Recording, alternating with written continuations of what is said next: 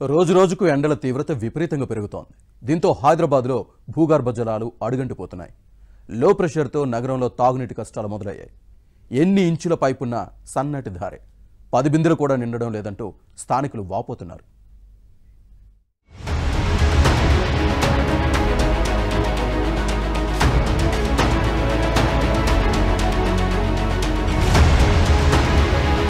రోజు రోజుకు ఎండల తీవ్రత విపరీతంగా పెరుగుతోంది. దీంతో హైదరాబాద్ లో భూగర్భ జలాలు అడుగంటిపోతున్నాయి.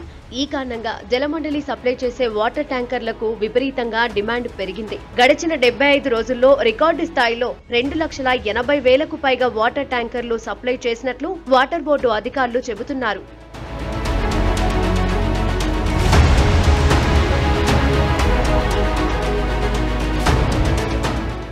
అదలా ఉంటే నగరంలోని పలు ప్రాంతాల్లో నీటి సరఫరాలో లో ప్రెషర్ సమస్య తీవ్రంగా వెంటాడుతోంది. నగరానికి రోజు కృష్ణా, గోదావరితో పాటు ఇతర జలాశయాల నుంచి నీళ్లు వస్తున్నాయి. కానీ వివిధ ప్రాంతాలకు రోజు విడిచి రోజు జరుగుతున్న నీటి సరఫరా సక్రమంగా సాగడం లేదు. ఆమ్యామ్యాలు ఇచ్చిన వారికే ఎక్కువ ప్రెషర్తో నీటి సరఫరాను చేస్తున్నారన్న ఆరోపణలు వెల్లువెత్తుతున్నాయి.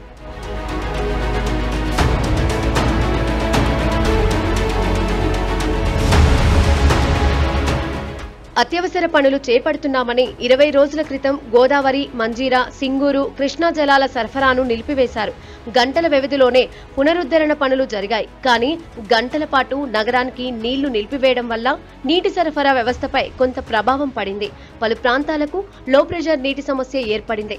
సమస్యపై అధికారులకు ఫిర్యాదు చేసినా పట్టించుకోవడం లేదని స్థానికులు ఆరోపిస్తున్నారు.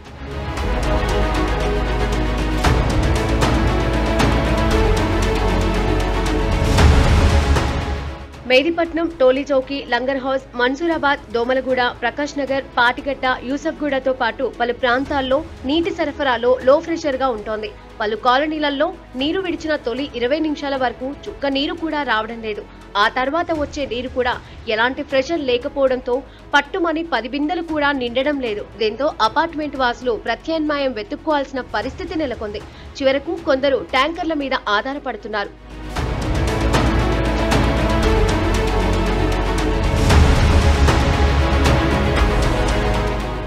కొందరు లైన్మెన్లు పలు హోటల్స్, హాస్టల్స్ యజమానులతో, అపార్ట్మెంట్ అసోసియేషన్లతో కుమ్మక్కవుతున్నారు. వేసవి నేపథ్యంలో నెలకు కనీసం 3,000 నుంచి 5,000 వరకు వసూలు చేస్తున్నారు. ఎవరు ఎక్కువ డబ్బులిస్తే ఆ నివాసాలకు, ఆ సముదాయాలకే అధికంగా నీళ్లు వచ్చేలా కొందరు లైన్మెన్లు అక్రమాలకు పాల్పడుతున్నారన్న విమర్శలు వినిపిస్తున్నాయి.